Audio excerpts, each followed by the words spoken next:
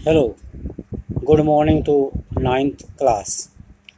अब कल जो हमने पढ़ा था, ठीक उससे आगे पढ़ रहे हैं।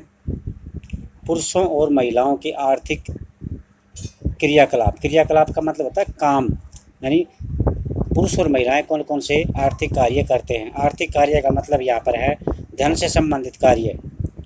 तो जैसे विलास और शकल की तरह लोग अनेक क्रियाओं में लगे हुए हैं, संलग्न हैं। हमने देखा कि विलास तो मछलियाँ बेचकर अपना गुजारा करता था, शकल को एक फर्म में नौकरी मिल गई थी। विभिन्न क्रियाकलापों को तीन मुख्य भागों में बांट सकते हैं, प्राथमिक, द्वितीयक और तृतीयक में बांटा गया है। प्राथमिक क्षेत्र, वेरी इंपॉर्टेंट पॉइंट चल रहा है यहाँ से भी। प्राथमिक क्षेत्र के अंतर्गत कृषि, वानिकी, पशुपालन, मत्स्य पालन, मुर्गी पालन और खनन शामिल है।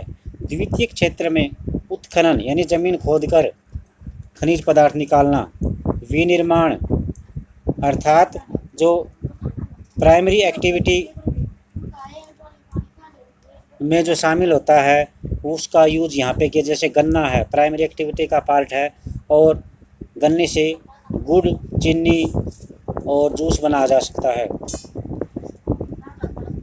तृतीय क्षेत्र में व्यापार, परिवहन, संचार, बैंकिंग, बीमा, शिक्षा, स्वास्थ्य, पर्यटन सेवाएं आदि शामिल की जाती हैं। इस क्षेत्र में क्रियाकलाप के फलस्वरूप वस्तुओं और सेवाओं का उत्पादन होता है। यानी थर्ड जो सेक्टर है, सेवा क्षेत्र, यहाँ पे किसी वस्तु का उत्पादन नहीं होता, यहाँ पर सिर्फ सेवा दी जाती है। जैसे अध्यापक की सेवा, डॉक्टर की सेवा, वकील की सेवा। तो ये क्रियाकलाप राष्ट्रीय आय में मूल्य को बढ़ाते हैं। ये क्रियाएं आर्थिक क्रियाएं कहलाती हैं। आर्थिक क्रियाओं के दो भाग होते हैं, बाजार क्रिया और गैर बाजार क्रिया। बाजार क्रियाओं में केवल वेतन या लाभ के उद्देश्य से काम किया जाता है। वेतन या लाभ के उद्देश्य से पारिश्रमिक का भुगतान किया जाता है। इसमें सरकारी सेवा सहित वस्तु या सेवाओं का उत्पादन शामिल है। गैर बाजार क्रियाओं के अंतर्गत स्व उपभोग क्रिया, अर्थात जो हम अपने यूज के लिए, अपने प्रयोग के लिए उत्पादन करते हैं, वो शामिल होता है। नेक्स्ट इससे आगे है,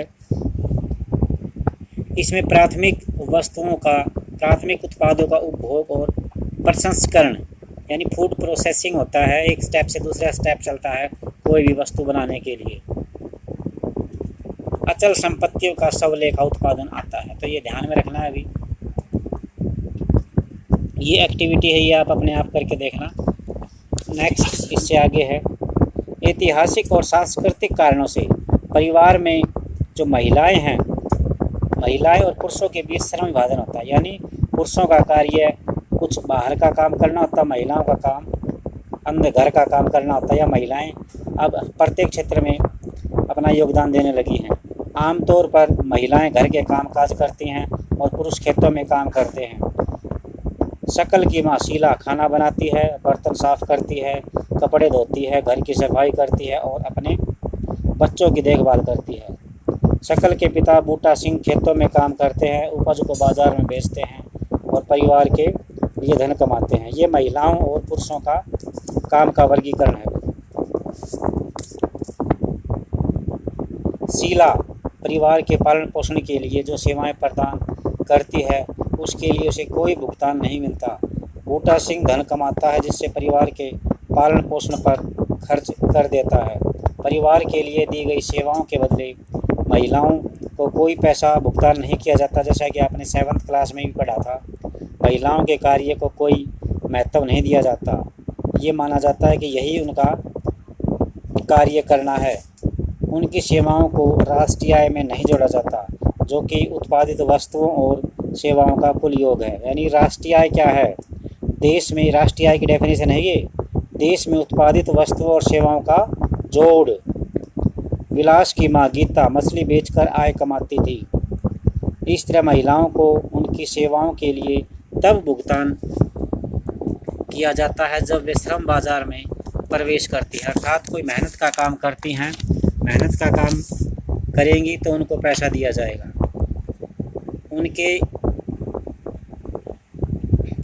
उनके पुरुष सहयोगी, सहयोगी मतलब साथ काम करने वाले, उनके पुरुष सहयोगी की ही तरह उनकी आय, उनकी शिक्षा कौशल के आधार पर निर्धारित की जाती है। यानी जिसमें जितना टैलेंट है, जितनी एजुकेशन है, जितनी शिक्षा है, उसके बेस पर उनकी सैलरी निर्धारित होती है। शिक्षा व्यक्ति के उपलब्ध आर्थिक साधनों के बेहतर उपयोग में सहायता करती है।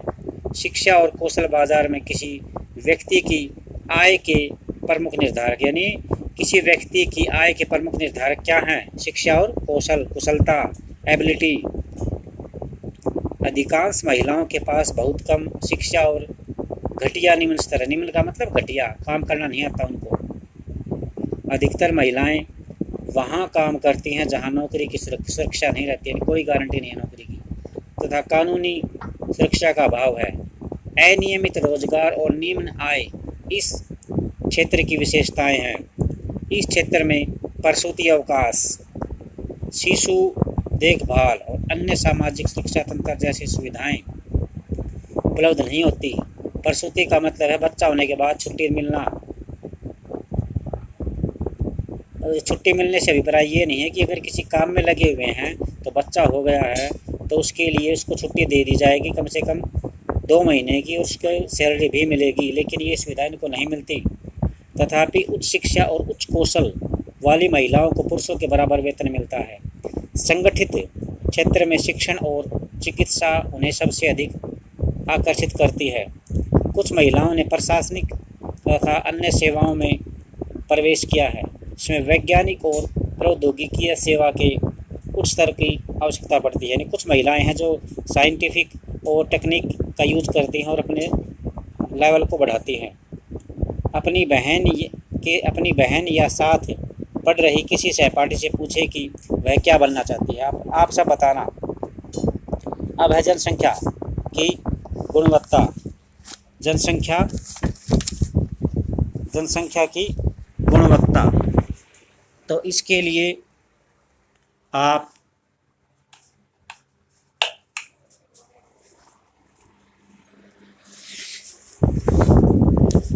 ये 2 मिनट का थोड़ा सा रुकावट के लिए आपका खेद है। तो जनसंख्या की गुणवत्ता साक्षरता दर, जीवन प्रत्याशा में निरूपित व्यक्तियों के स्वास्थ्य और देश के लोगों द्वारा प्राप्त कौशल निर्माण पर निर्भर करती है। फिर दोबारा से बताया जा रहा है अभी। जनसंख्या की जो गुणवत्ता है, साक्षरता दर, जीवन प्रत्याशा से निरूपित व्यक्तियों के स्वास्थ्य और देश के लोगों द्वारा प्राप्त कौशल पर निर्भर करती है। जीवन प्रत्याशा का मतलब है एक व्यक्ति अपने जीवन में कितने साल जी सकता है। लगभग ये 60-62 है। जनसंख्या की गुणवत्ता देश की संवृद्धि यानी विकास दर पर निर्धारित करती है। निरक्षर और अस्वस्थ जनसंख्या अर्थव्यवस्था पर बोझ होती है। यानी जो पढ़े लिखे नहीं हैं और जिनका स्वास्थ्य ठीक नहीं है वे अर्थव्यवस्था पर बोझ होती हैं, यानी कोई काम भी नहीं कर सकते और बीमार रहते हैं। साक्षर और स्वस्थ जनसंख्या किसी भी देश की संपत्ति होती है। अब पहला पॉइंट है शिक्षा। अपने जीवन के आरंभिक वर्षों की सकल शिक्षा के बाद के वर्षों में अच्छी नौकरी और अच्छे वेतन के रूप में उसे फल दिया। यानी कोई भी है जो अपने जीवन के शुरुआत के वर्षों में शकल की तरह मेहनत करके और फिर पढ़ के और टैलेंट के दम पर नौकरी हासिल करता है तो उसका जीवन सुधर जाता है। हमने देखा कि शकल के विकास के लिए शिक्षा एक महत्वपूर्ण इनपुट था। इसके लिए उसने नए क्षितिज खोले, नए दरवाजे खोले, नए अवसर मिले, उसको नई आकांक्षाएं दी। आकांक्षाएं का मतलब यहाँ पर इच्छाओं से है। और जीवन के मूल्य विकसित किए। न केवल शकल के लिए, शकल यहाँ पर एक लड़के का नाम है, कभी भूल गए हो, बल्कि शकल के लिए बल्कि समाज के विकास में भी शिक्षा का योगदान है। यह राष्ट्रीय आय और सांस्कृतिक समृद्धि में वृद्धि करती है और प्रशासन की कार्य क्षमता बढ़ाती है। प्राथमिक शिक्षा में सार्वजनिक पहुंच यानी सभी जो नागरिक हैं वो इसको प्राप्त कर सके, धारण और गुणवत्ता प्रदान करने का प्रावधान किया गया है। इस मामले में लड़कियों पर विशेष ध्यान दिया गया है। प्रत्येक जिले में नवोदय विद्यालय जैसे प्रगति को निर्धारण करने वाले विद्यालयों की स्थापना की गई है। बड़ी संख्या में हाई स्कूल के विद्यार्थियों को ज्ञान और कौशल से संबंधित व्यवसाय उपलब्ध कराने के लिए व्यावसायिक शाखाएं खोली गई हैं। शिक्षा पर योजना परिव्यय यानी योजना पर खर्चा पहली पंचवर्षीय योजना में 151 करोड़ रुपए से बढ़कर 10वीं पंचवर्षीय योजना में 43,825 करोड़ रुपए हो गया है। अर्थात ये जो पंचवर्षीय योजनाएं थी ये हर 5 साल में बनती थी। तो पहली योजना में 151 करोड़ रुपए खर्चा किया गया, 10वीं परियोजना में 43,825 करोड़ रुपए खर्च हो गया। अब 1 जनवरी 2015 से जो योजना आयोग है इसको ख़त्म कर दिया गया है, योजना आयोग को समाप्त कर दिया गया है। इसकी जगह नई संस्था लागू की गई है जिसका नाम है, ये नाम चलो आप बताना, ये मैं प्रश्न आपके लिए छोड़ देता हूँ। ये प्रश्न आपके लिए है कि योजना आयोग को समाप्त करके मोदी ने कौन सी व्यवस्था स्थापित की है। तो इसके बाद सकल घरेलू उत्पाद के प्रतिशत के रूप में शिक्षा पर 1951-52 के 0.64% से बढ़कर 2002-03 में 3.98% बजट का अनुमान है ये हो गया है। साक्षरता दर 1951 के 18%, 1951 में साक्षरता दर कितनी थी 18% से बढ़कर 2001 में 65% हो गई है। साक्षरता प्रत्येक नागरिक का न केवल अधिकार है बल्कि यह नागरिकों द्वारा अपने कर्तव्यों का ठीक प्रकार से पालन करने, अपने अधिकारों का ठीक प्रकार से लाभ उठाने के लिए अनिवार्य भी है। तब भी जनसंख्या के विभिन्न भागों के बीच व्यापक अंतर पाया जाता है। महिलाओं की अपेक्षा पुरुषों में साक्षरता दर करीब 50% अधिक है और ग्रामीण क्षेत्रों की अपेक्षा नगरों में साक्षरता दर 50% अधिक है। अर्थात गांव में शिक्षा का प्रसार कम है, इसी तरह महिलाओं में शिक्षा का प्रसार कम है।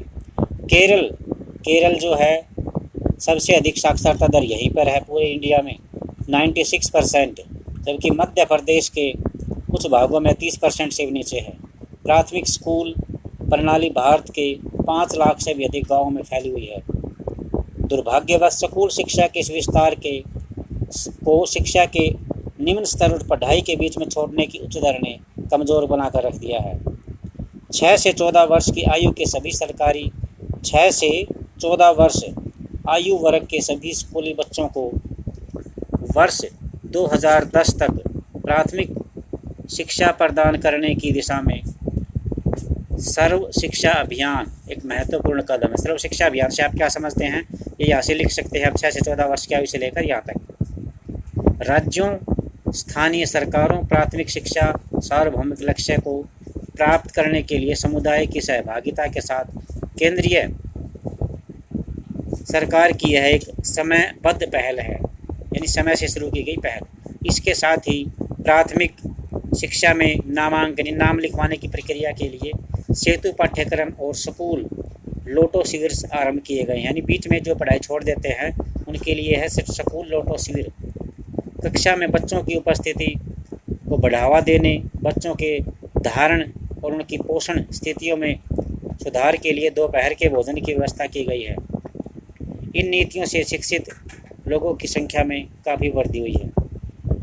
10वीं योजना के अंत तक उच्च शिक्षा में 18 से 23 वर्ष आयु वर्ग के नामांकन में वर्तमान 6% से 9% तक की वृद्धि करने का प्रथम प्रयास किया गया है। यह रणनीति पहुंच में वृद्धि, गुणवत्ता, राज्यों के लिए विशेष पाठ्यक्रम में परिवर्तन स्वीकार करना, व्यावसायिक तथा सूचना प्रौद्योगिकी के उपयोग का जाल बिछाने पर केंद्रित है। यह योजना दूरस्थ शिक्षा एंड डिस्टेंस एजुकेशन, औपचारिक, अनौपचारिक, औपचारिक का मतलब है जब जहाँ भी काम नियमित रूप से होता है, रूल रेगुलेशन के अंडर में होता है, इस पर कोई जांच करने वाला होता है, और अनौपचारिक में इसका बिल्कुल उल्टा, कोई टाइम टेबल नहीं, कोई तरीका नहीं, कोई जब मर्जी आया जब कर लिया, नहीं तो नहीं किया। दूरस्थ तथा संचार प्रौद्योगिकी शिक्षा देने वाले शिक्षण संस्थानों के अभिसरण पर केंद्रित है। अभिसरण का मतलब विस्तार। पिछले 50 वर्षों में विशेष क्षेत्रों में उच्च शिक्षा देने वाले शिक्षण संस्थानों तथा विश्वविद्यालयों की संख्या में काफ़ी बढ़ोतरी हुई है। 1950 से 1999 के बीच कॉलेजों और विश्वविद्यालयों की संख्या में बढ़ोतरी की गई है। छात्रों के नामांकन और अध्यापकों की भर्ती को 2.1 में देखें, ये यहाँ पर दिखाया गया है। अभी इसको आप अपने आप पढ़ ले रहा, यूजीसी की रिपोर्ट है ये। और इससे ठीक पीछे ये जो ग्राफ दे रखा है, इसमें 1951 में भारतीय जनसंख्या कितनी थी। हाँ, आपको पता होना चाहिए कि जनसंख्या की गणना हर 10 साल में होती है। तो ये 3 चीज़ दिखा रखी है यहाँ पर, ये तीनों चीज़ यहाँ पे लिख रखी है। क्या क्या दिखाया गया है, ये जो ब्लू कलर का यहाँ व्यक्ति दिखाए गए हैं, रेड कलर में महिलाएं, और जो ये अलग थर्ड कलर है ये महिलाएं दिखाई गई हैं। तो भारतीय जनगणना है ये, तो इनको आप नोट कर लेना। तो आज के लिए सिर्फ इतना ही, नेक्स्ट टाइम इससे आगे होगा।